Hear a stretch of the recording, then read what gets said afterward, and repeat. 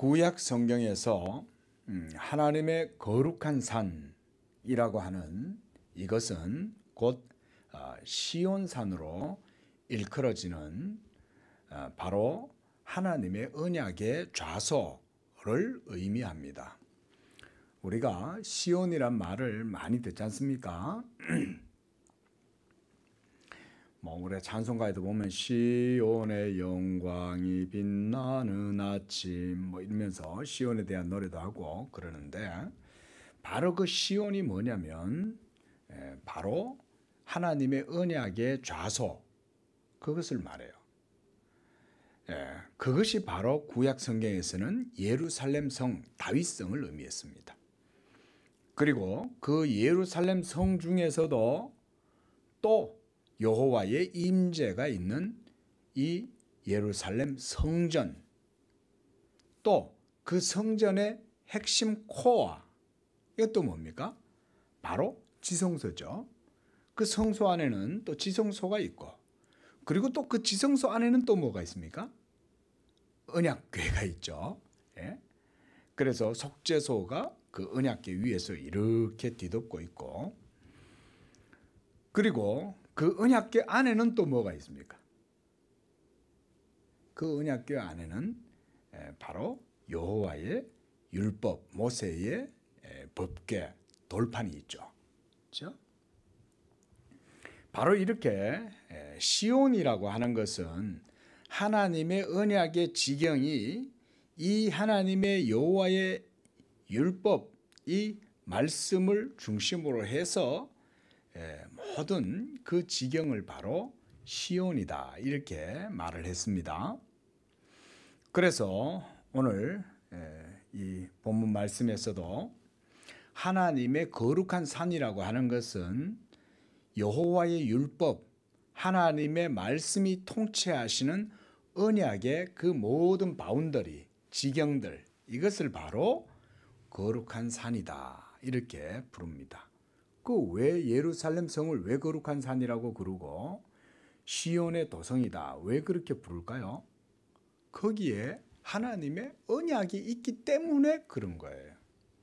만약에 거기에 하나님의 언약이 없다면 그건 더 이상 거룩한 도성이라고 부를 수도 없고 시온성이라고 부를 이유가 없어요. 거기에 하나님의 약속의 말씀이 있기 때문에 그것을 바로 우리가 시온성이다, 하나님의 거룩한 산이다 라고 말합니다. 그래서 이 산은 바로 구속주 하나님 예수 그리스도의 언약과 구원을 표상하는 그런 곳이 되는 거예요. 이제 이 하늘의 시온 도성을 이제는 의미하기도 합니다. 이제는 하나님의 거룩한 산이 어디 있어요? 저 중동 땅 팔레스타인에 있는 통곡의 벽, 거긴가요? 지금 그 예루살렘에는 온갖 모든 종교가 다 있죠. 이슬람도 있고 동방 종교도 있고 기독교도 있고 천주교도 있고, 종교 집합소죠. 더 이상 그것은 하나님의 거룩한 도성이 아니에요. 거룩한 산이 아니에요. 이 신약에 있어서 하나님의 거룩한 산은 바로 예수 그리스도 복음이 있는 영적인 산, 하늘의 시온성을 말해요. 그래서 우리가 복음성가에도 보면 그런 복음성가 있어요. 오라 우리가 여호와의 산에 올라 하나님의 전에 이르자, 이런 찬양이 있습니다. 오라, 우리가 이 여호와의 산에 오르자. 그 여호와의 산이 그러면 지금 그곳이냐? 그게 아니에요. 거기는 이사야의 예언처럼 막 그런 게 안 이루어져 있죠. 막 로켓포가 막 날아오고, 가자 지구에서 로켓포를 쌓아 올리면 막 밑에서는 또 로켓을 또 맞춰가 격추시키고 이러면서 서로 히히덕거리면서 너희들 아무리 쏴봐라 그러면서 막 그 이사야의 예언이 지금 이루어졌습니까? 그게 아니죠. 지금도 분열과 온갖 전쟁과 또 살해와 위협과 막 이런 것들이 가득한 거기가 무슨 하나님의 거룩한 산이냐 이거예요. 십자군도 잘못된 신학으로 그렇게 된 거죠. 십자군도 뭐 십자가를 깃발에 달고 막 성경을 오해해가 그런 거예요. 그 로마교 신학이 그 잘못돼서 그런 겁니다. 십자군 전쟁이 기독교 복음하고 상관이 있습니까? 세상 사람들은 그것을 마치 기독교 복음에 무슨 어떤 뭐 성경하고 관련이 있고 기독교하고 관련이 있는 것처럼 생각하지만 그거는 성경하고 상관없습니다. 사실은 십자군 원정 뭐 1차 2차 뭐 아무런 상관없어요. 예수 그리스도의 복음은 그런 게 아니에요. 오늘 이사야서의 이 말씀을 보면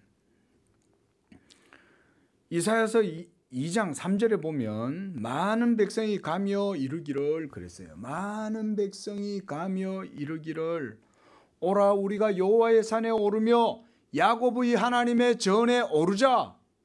그게 구약 시대 때는 그 예루살렘이 맞았어요. 그런데 이사야가 바라본 그 여호와의 전에 많은 백성들이 여호와의 산에 오르는 이 환상은 예수 그리스도 장차 이루어지게 될 하나님의 나라, 그리스도의 나라의 이상을 바라보고 노래한 거지 지금 있는 저 중동의 팔레스타인에 있는 그 예루살렘을 얘기하는 게 아니에요. 그리고 이사야의 이상 안에는 많은 사람들이 하나님의 전에 오르면서 그가 그의 길을 우리에게 가르치실 것이라 우리가 그 길로 행하리라 하리니 이는 율법이 시온에서부터 나올 것이요 여호와의 말씀이 예루살렘에서부터 나올 것임이니라 이렇게 말씀했어요. 그러니까 율법이 시온에서 나온다. 그 예루살렘에서 나오는데 그 여호와의 성전 안에 있는 언약의 말씀에서부터 이 하나님의 율법의 말씀이 흘러나온다 이 얘기죠. 미가서 4장 2절에서도 미가 선지자도 똑같이 말했어요. 많은 이방 사람들이 가며 그랬습니다. 여기서는 이방 사람들이라고 그랬어요. 그들이 서로 말하기를 오라 우리가 여호와의 산에 올라가서 야곱의 하나님의 전에 이르자. 그가 그의 도를 가지고 그의 도예요. 그의 도 이거 복음이죠. 우리에게 가르치실 것이니라. 우리가 그의 길로 행하리라 하리니 이는 율법이 시온에서부터 나올 것이요 여호와의 말씀이 예루살렘에서부터 나올 것임이니라.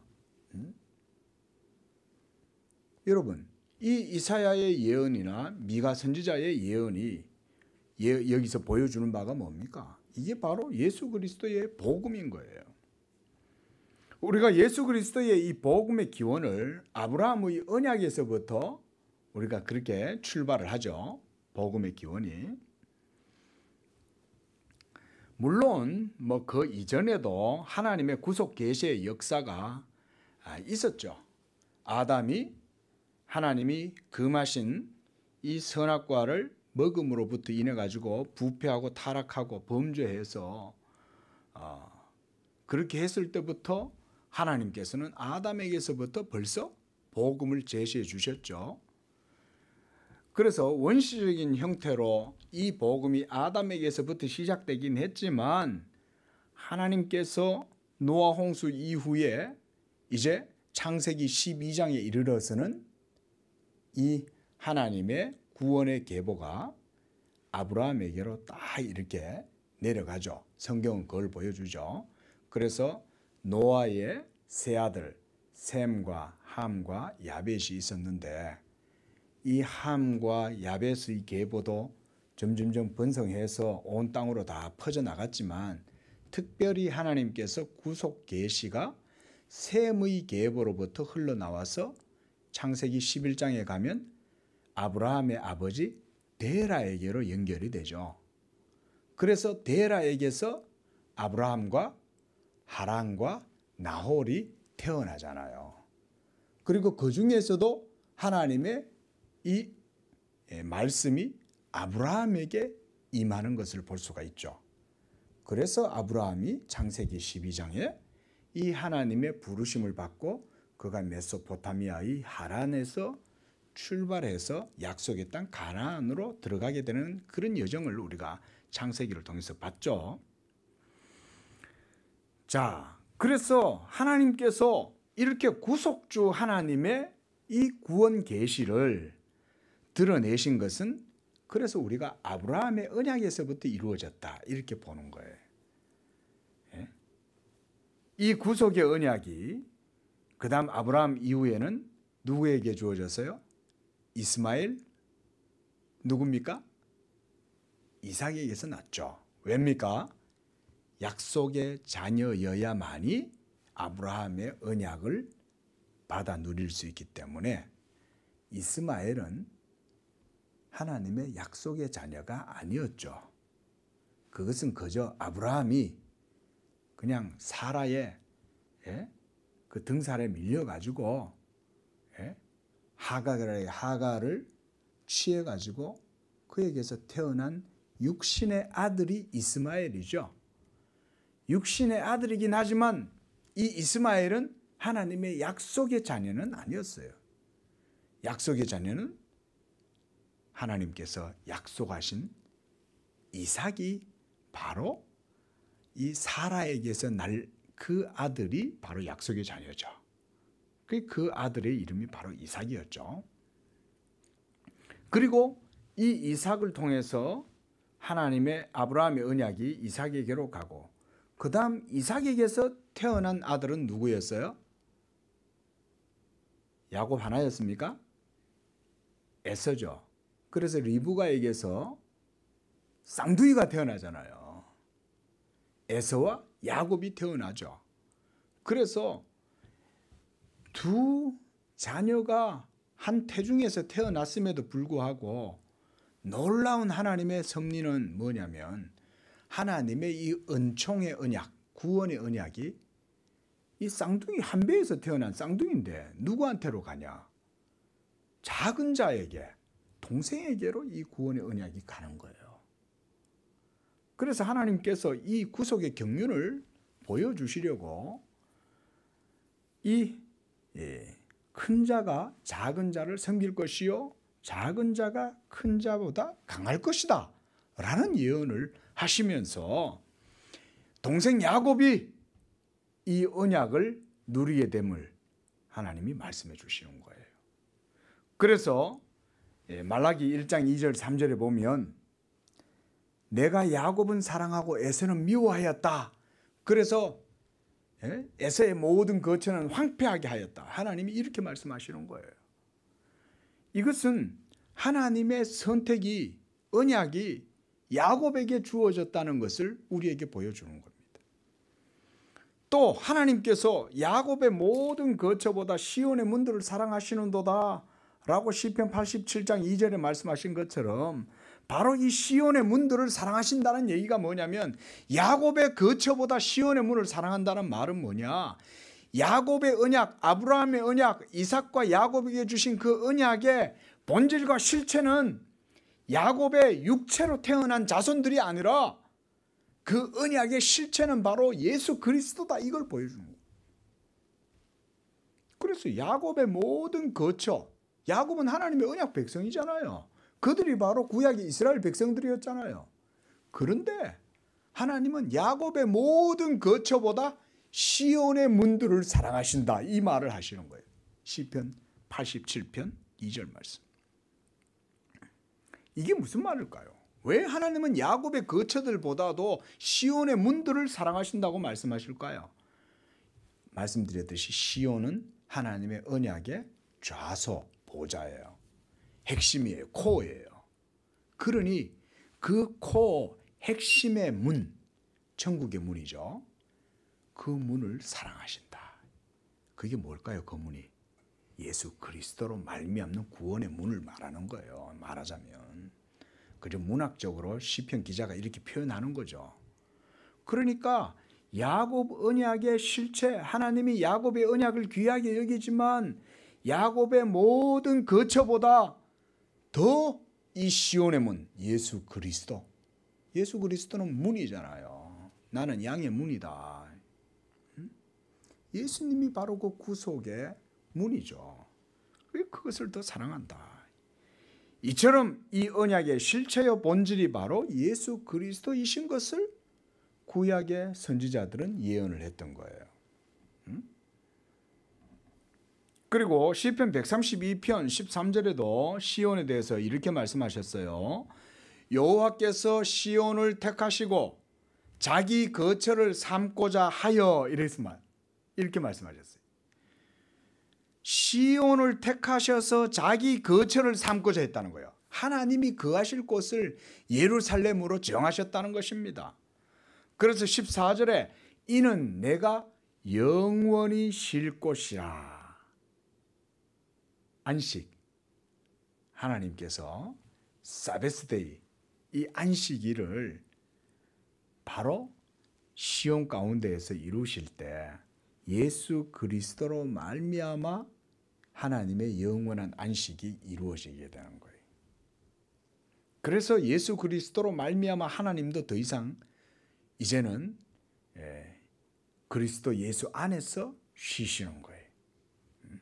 그리고 우리도 예수 믿는 자들도 그리스도 예수 안에서 이 영원한 안식을 누리게 되는 거예요. 그래서 하나님께서 내가 영원히 쉴 곳이라 내가 여기 거주할 것은 이를 원하였기 때문이다. 놀라운 말씀이죠. 시온을 택하셔서 그곳에 하나님의 거처를 정하시겠다는 거예요. 바로 예수 그리스도를 의미하는 겁니다. 이게. 그래서 우리 찬송에도 보면 이런 찬송이 있어요. 저 멀리 배는 나의 시온성 오 거룩한 곳 아버지 집 내 사모하는 집에 가고자 한 밤을 세웠네. 내 거룩한 곳, 내 아버지 집, 저 시온산. 바로 이 시온이 구약의 문학에서는 예수 그리스도의 구원을 의미하는 거예요. 자, 그러니까 지금 이사야 선지자가 오늘 본문에서 그가 지금 보고 있는 하나님의 이상, 비전, 그리고 하나님의 계시, 그것은 바로 예수 그리스도로 말미암아 이루어지게 될 그 구원에 대한 이상과 계시였던 거예요. 그리스도로 말미암아 하나님의 구원의 역사가 성취가 되면 이 세상에 아담으로 말미암아 이 세상에 드리워진 모든 죄와 저주와 사망, 그리고 그 죄로 말미암는 슬픔과 고통이 모두 다 사라지게 될 것이요, 하나님의 거처, 하나님이 영원히 쉴 바로 그곳, 거룩한 산, 시온산, 예루살렘에는 그 하나님의 언약의 영역에 오늘 말씀 9절을 보십시오. 그게 뭐라고 나와 있습니까?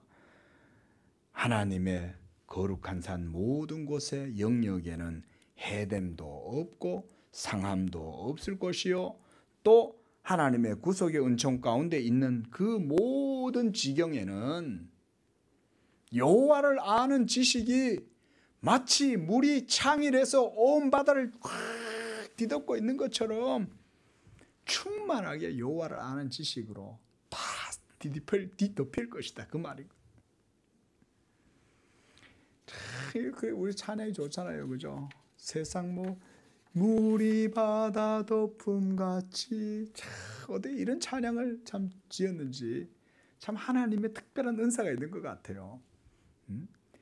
여호와의 영광을 인정하는 것이 온 세상 가득하리라. 여호와를 아는 지식이 물이 바다를 덮은 것처럼 충만하고 창일하게 꽉 차서 될 것이다.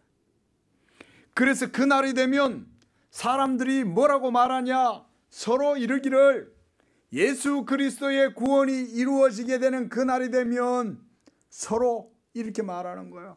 너는 여호와를 알라, 여호와를 아십시오, 이렇게 말할 필요가 없어요. 왜? 물이 바다를 덮은 같이 가득한데 여호와의 지식이 스며들지 않는 것이 한 군데도 없는 거예요.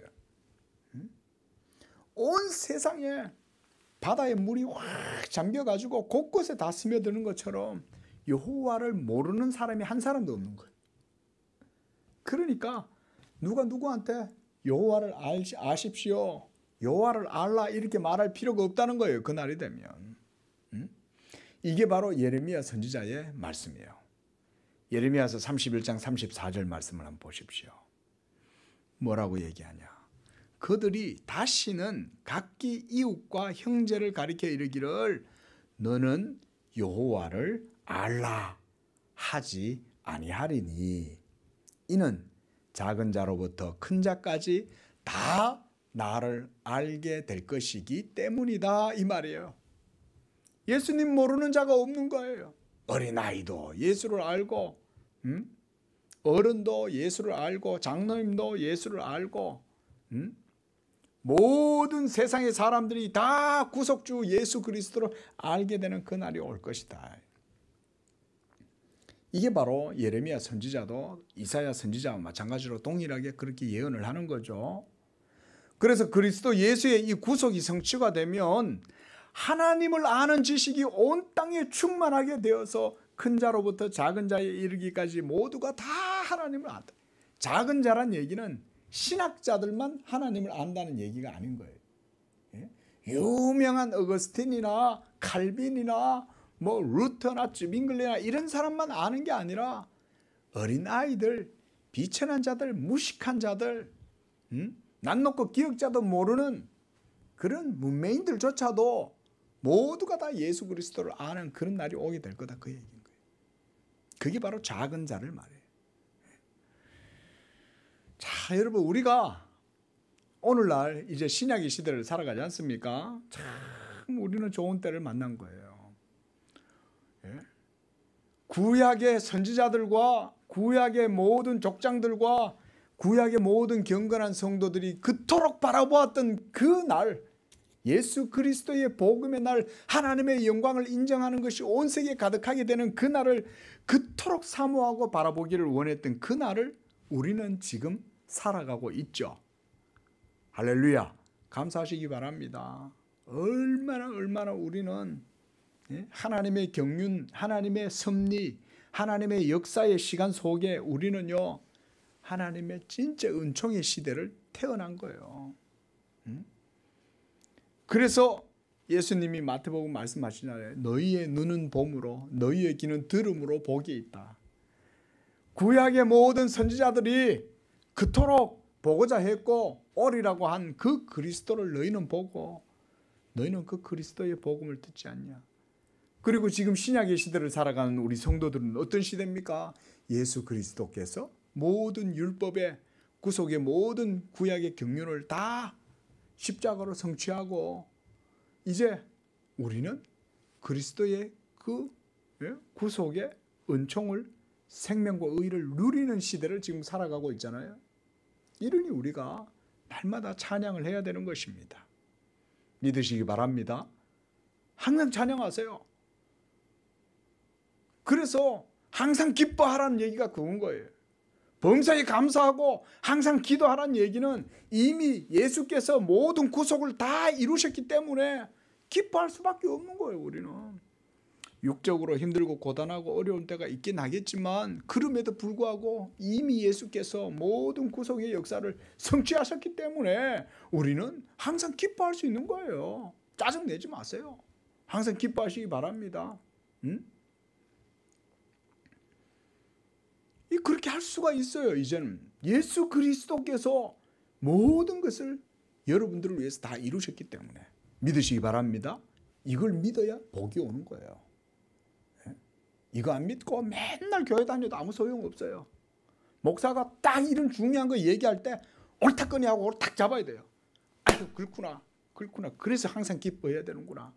그래서 항상 감사해야 되는구나. 내가 비록 지금 힘들고 어렵고 내 상황이 참 감사할 수 있는 것 같지가 않지만 그게 아니구나. 예수가 이미 모든 걸 다 이루셨으니 그게 바로 하나님의 말씀이니 내가 그걸 바짝 붙들어야 되겠다. 그래야 진짜 감사가 나타나고 신앙의 능력이 거기서 나오는 거지. 예수가 구원을 이루셨다 그래도 뭐 나하고는 전혀 상관도 없고 그랬나? 뭐 그게 뭔가 이러고 있으면 그게 무슨 내 삶의 능력이 나타나겠어요. 예? 그렇구나. 하나님의 영원한 말씀이 육신이 되셨구나. 그가 영원한 말씀이 육신이 되신 것은 나를 위한 의를 이루시기 위함이었구나. 내가 그를 믿어야지. 그가 이제 십자가로 나를 대신하여 죽으심으로 하나님 앞에서 모든 저주와 사망과 형벌을 다 제거하고 이제 하늘 문이 열리고 하나님과 가로막혔던 담이 다 깨어지고 찢어지고 이제는 하나님이 내게 오시는구나. 나도 하나님께로 나아가실 수 있구나. 갈 수가 있구나. 이게 복음이에요. 이 복음의 말씀을 굳게 붙들면 그때부터 감사하게 되고 예수의 은혜 안에서 성령으로 기뻐하고 살아갈 수 있는 것입니다. 자, 우리가 이렇게 살아계시는 참 하나님을 그렇다면 어떻게 알 수가 있느냐? 여호와를 아는 지식이 온 땅에 가득하리라 그랬는데 우리 인간이 하나님의 존재를 인식하거나 알게 되는 것은 인간 이성으로는 불가능합니다. 이 철학자들이 하는 말이에요. 철학자들도 그걸 알아요. 하나님은 모르지만 뭔가 신적 존재라는 게 있는 것 같긴 한데 과학적으로 논리적으로 검토를 해보니까 인간의 이성으로는 확실히 신의 영역이나 신존재를 인식할 수 없다.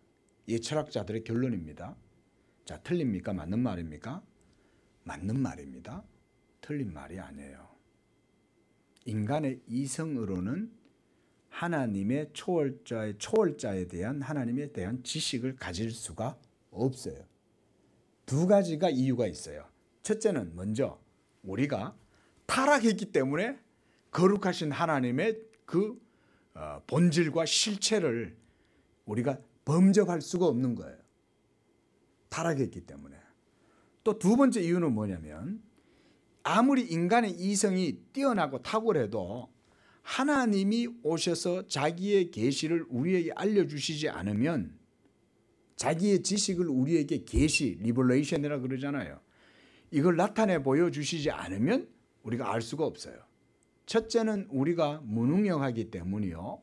둘째는 계시라는 것 자체가 인식 가능한 것은 하나님이 우리에게 계시를 나타내 보여주셔야 알 수가 있는 거예요. 그러니 철학자들의 말이 틀린 건 아니에요. 맞는 말이에요. 그래서 하나님을 안다는 것은 뭐냐? 우리 인간의 영혼에는 바로 생명과 의가 되는 영적인 지식의 문제가 되기 때문에 그런 거예요. 그래서 하나님을 아는 지식과 우리가 이 세상에서 우리 이성의 지식은 전혀 다른 겁니다. 그러나 둘 다 지식은 지식이에요. 육적인 지식, 이 세상의 이성의 지식도 지식은 지식이에요. 하지만 그런 지식들은 우리의 그저 일상적인 삶을 사는 데 있어서 필요한 그런 정도의 지식이지만 그런 육적인 지식은 우리 영혼의 의가 되고 생명이 되는 지식은 아니죠. 한마디로 영적인 지식이 아니라는 거예요. 그래서 이 영적인 지식은 우리 인간에게 있어서 생명과 의가 되는 지식이에요. 예? 그리고 이 지식은 인간의 영혼을 정화시켜요. 생명과 의가 되기 때문에. 그래서 우리는 죄인이잖아요. 죄인이 하나님의 이 영적 지식을 누리면 생명과 의를 누리게 될 때 정화 사건이 일어나는 거예요. 정화의 효과가 우리 속에서 일어나게 돼요. 그래서 거룩하고 의롭게 되고 순결하게 되는 게 하나님을 아는 지식이 되는 거예요. 이러한 영혼의 정화는 사람의 이성의 능력으로 되는 게 아니죠. 책을 읽어서 되는 게 아니고 백과사전을 달달 다 외운다고 통째로 다 씹어먹는다고 알 수 있는 지식이 아니에요. 동서고금의 모든 철학과 지식을 다 섭렵한다고 해서 이 하나님의 이 생명과 의의 지식을 소유할 수가 없어요. 이것은 영적인 지식이기 때문에 그래요. 오직 인간의 이성의 능력이 아닌 진리의 영의 역사, 성령의 역사로 말미암아 이루어지는 게 바로 이 하나님을 아는 생명과 의의 지식이에요. 그래서 이사야 선지자가 53장 11절에 이렇게 말했어요. 우리 한번 찾아보겠습니다. 이사야서 53장 11절 말씀 보십시오.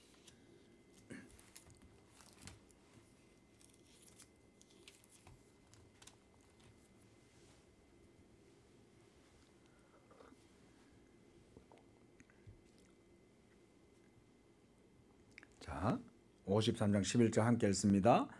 그가 자기 영혼에 수고한 것을 보고 만족하게 여길 것이라. 나의 의로운 종이 무엇으로? 자기 지식으로 많은 사람을 의롭게 하며 또 그들의 죄악을 친히 담당하리로다. 보세요. 이사야 선지자가 이런 통찰과 예언이 아주 뛰어난 거예요. 지식이라는 표현을 쓰는 거예요. 나의 종이, 여호와의 종이 자기 무엇으로?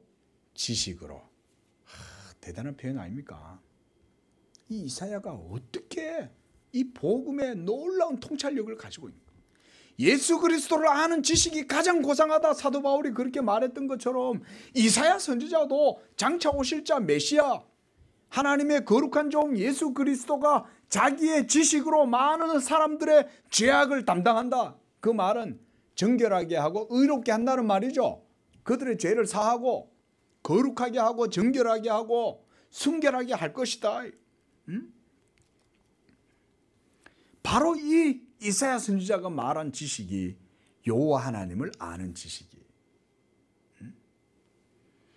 이 진리의 지식을 그래서 우리가 신약 성경에서는 예수 그리스도의 지식이다 이렇게 말하는 거예요. 예수 그리스도를 아는 지식이 가장 고상하다. 그 사도 바울이 빌립보서 3장 8절에서 그렇게 고백을 하잖아요. 내가 모든 것을 해로 여기고 배설물로 여김은 예수 그리스도를 아는 지식이 가장 고상하기 때문이다. 왜? 그리스도를 아는 이 지식이 우리 영혼의 생명이 되고 의가 되는 지식이고 하나님과 연합을 가능하게 하는 지식이고 그래서 그것이 우리의 모든 영적인 부요함과 탁월함이 이 지식을 통해서 모두 다 우리가 누리는 거기 때문에 우리 양재교회 성도들 축복합니다. 이 예수 그리스도를 아는 지식으로 여러분들의 영혼이 충만케 되기를 위해서 기도하시기를 바랍니다. 교회를 위해서도 그렇게 기도하세요. 주여 이 교회가 그리스도 예수의 반석 진리 위에 든든하게 서고 모든 우리 양재교회 성도들은 그리스도 예수를 아는 지혜와 지식 가운데 장성한 믿음으로 성장해서 이 교회가 예수 큰 자나 작은 자에 이르기까지 모두가 다 예수 그리스도 복음의 지식으로 그리스도를 알므로 여호와 하나님을 아는 그런 지식이 가득하게 해달라. 이렇게 우리가 기도하는 거죠. 그래서 사도 바울이 말하는 이 예수 그리스도를 아는 지식, 이것은 이성의 능력으로는 도무지 그런 의와 생명의 지식을 누릴 수가 없기 때문에 하나님과의 신비적인 연합을 통해서 죄인이 하나님의 생명과 의를 누리게 되는 것은 이성으로는 불가능하기 때문에 그러는 거예요. 그러니까 내가 율법이나 세상의 초등학문을 모두 다 배설물처럼 여긴다는 거예요. 이 세상은 뭐 서울대, 하버드, 무슨 뭐 고고학을 했느니 고대의 근동의 언어를 연구했다느니 그러면서 막 지식을 자랑해요. 물론 그런 지식들이 도구예요. 도구로서 생각하면 유용할 수 있지만 뭐 고대 근동의 언어를 다 알고 그런다고 해서 무슨 뭐 아카디아어를 알고 뭐 아람어를 알고 그런다고 생명을 얻는 건 아니잖아요. 예수 그리스도를 아는 지식이 가장 중요한 거죠. 그래서 우리 주님도 요한복음 14장 6절에 이렇게 말씀하셨어요. 누구든지 나로 말미암지 않고는 아버지께로 올 자가 없느니라. 이 말은 예수 그리스도를 알아야 하나님을 안다 그 말인 거예요. 예수를 알지 않고서는 하나님을 참되게 알 수 없고 그래서 이슬람이나 저 여호와의 증인들이나 제7일 안식교나 이런 사람들이 막 예수를 입에 달고 말을 해도 모르는 거예요. 하나님을. 삼일체 하나님을 알면 또한 구속주 예수 그리스도를 아는 것이요 그래서 예수 그리스도를 알아야 참 하나님, 유일하고 참되신 삼일체 하나님을 알아야 진짜 하나님을 아는 거예요. 예수를 하나님의 실체요, 그 본체의 형상이라는 사실을 고백하지 않으면 예수님을 몰라요. 그래서 그리스도 자신이 길이요 진리요 생명 자체시기 때문에, 그래서 기독교의 신앙 지식이라고 하는 것은 단순히 이성의 지식 또는 철학적 논리, 사변 이런 게 아닌 거예요. 그리스도 예수와의 연합을 통해서 누리게 되는 이 구원의 지식과 생명과 의의 지식, 영적인 지식, 이게 바로 기독교의 지식의 신앙인 거예요. 우리의 하나님을 아는 지식은 그리스도 예수를 믿음으로 하나님과 연합 가운데에서 누리게 되는 지식이에요. 그러니까 체험적 지식이죠. 하나님과 연합을 하는 거니까. 그리고 이 연합이 바로 언약의 핵심이잖아요. 우리가 그래서 이번 주 요한복음 강의에서 제가 포도나무 가지, 그것에 대해서 말씀을 하면서 그 말씀을 많이 증거했죠. 그리스도와 우리가 언약의 관계 속에 연합되어 있다. 이 실체적 연합이에요. 연합이라고 하는 게.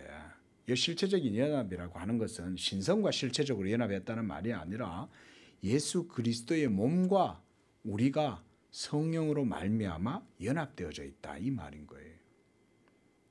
그래서 우리 개신교, 우리가 복음을 증거하면서 동시에 이 연합 때문에 우리가 바로 성례를 행하는 거예요.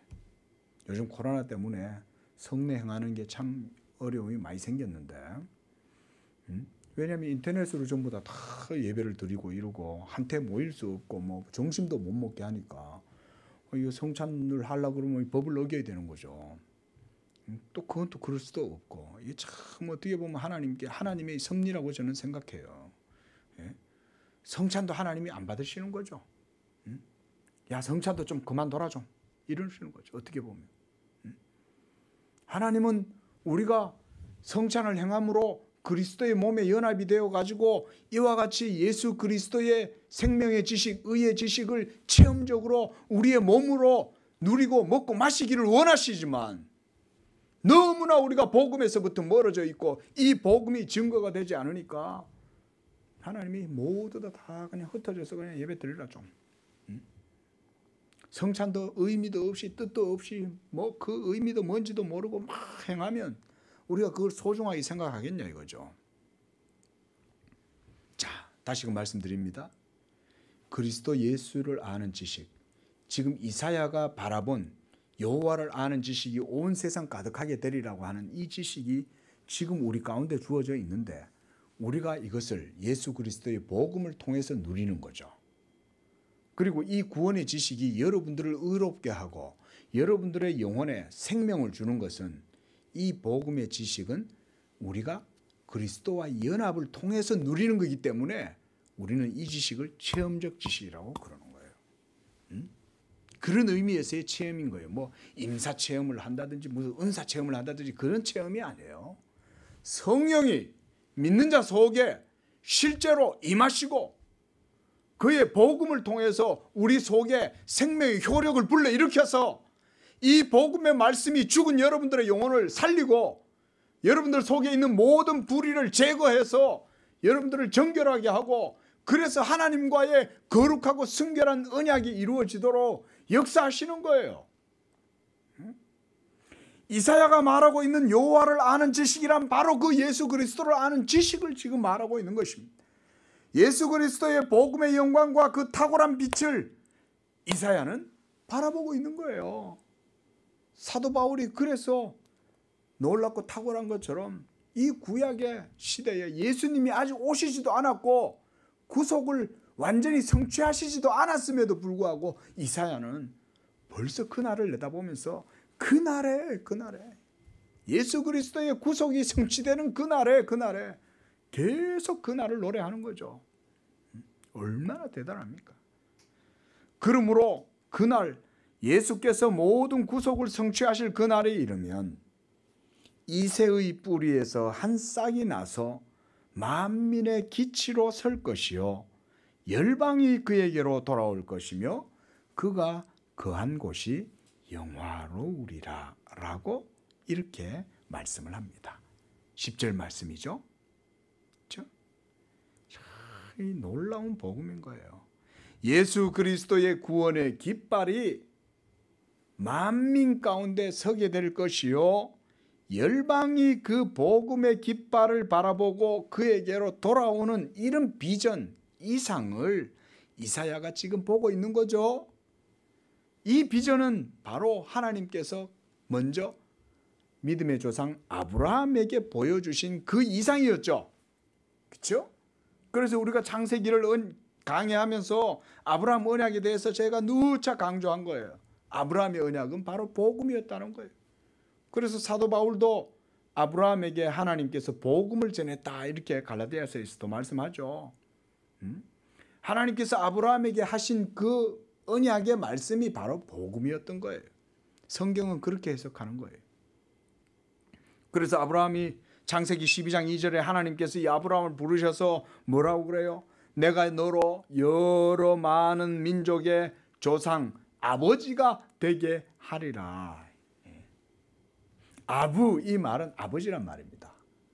아바 아버지 이 말 있죠. 그게 다 이 만국 공통어예요. 마마 엄마 마 이게 전부 다 엄마인 것처럼 아버지도 만국의 공통어죠. 아바 아부 아브라함은 아버지란 말인 거예요.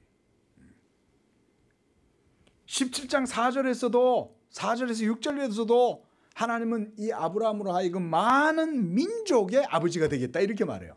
유대인들의 아버지만 되겠다고 말씀 안 해요. 벌써 하나님은 아브라함을 통해서 장차 하나님의 나라가 언약의 실체이신 예수 그리스도를 통해서 이루어지게 될 것이고 만민의 기치로 예수 그리스도의 복음의 깃발이 세워질 것이고 모든 세계 열방이 이 그리스도 복음의 깃발을 바라보고 그에게로 몰려들 것이라고 지금 말씀하고 있는 거죠. 10절에서. 그래서 열방이 그에게로 돌아온다. 오늘 우리도 예수 그리스도 복음의 깃발을 바라보고 하나님께로 돌아온 줄로 믿습니다. 지금 우리도 다 이 예언이 이사야의 예언이 우리한테도 임한 거예요. 저는 이런 예언의 말씀들을 볼 때마다 이게 너무 놀라운 거예요. 이야, 이사야가 벌써 우리들을 바라보았구나. 여러분들을 바라보았구나.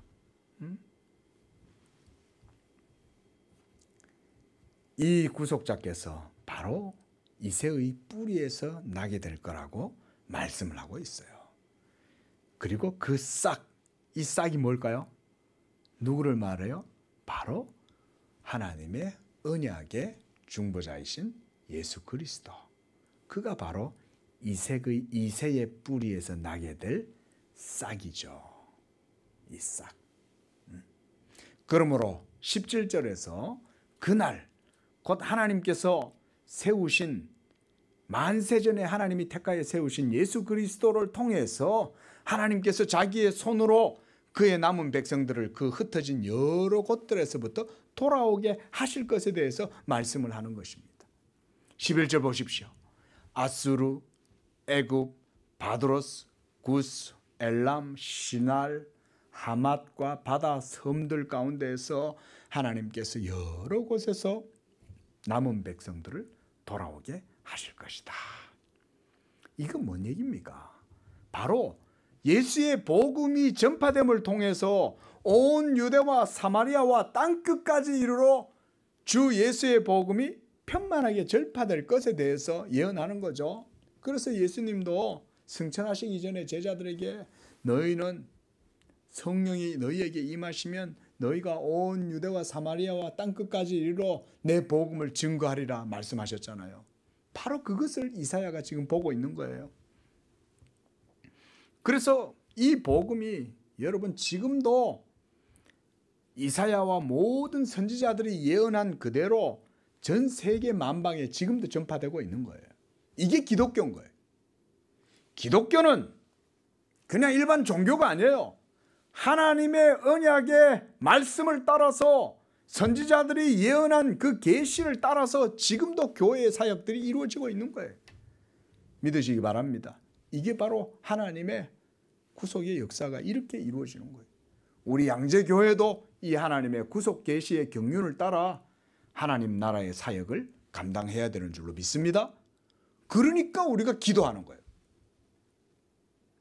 그러니까 우리가 기도하는 거예요. 하나님의 구원 계시가 이렇게 있으니, 이 계시의 말씀이 있으니까 기도하는 거예요. 그게 아니고 이런 계시의 말씀이 만약 우리에게 없다면 우리가 하나님께 기도하면 뭘 기도하겠어요? 도대체 뭘 위해서 우리가 기도하겠어요? 예? 우리가 하나님의 나라를 알아요. 하나님의 뜻을 알아요. 계시가 없는데 우리가 어떻게 하나님 나라와 뜻을 위해서 기도하겠냐고요. 그런데 이미 하나님은 선지자들을 통해서 이와 같이 아브라함의 언약이 온 세계 만민 가운데 다 이루어질 것에 대해서 얘기했고, 선지자들을 통해서 예언했고, 그리고 모든 사도들도 이 복음의 기원인 언약을 따라서 사역을 했잖아요. 이 구속의 경륜이 신약의 시대에 여전히 유효한 것은 바로 그런 것 때문에 그런 거예요.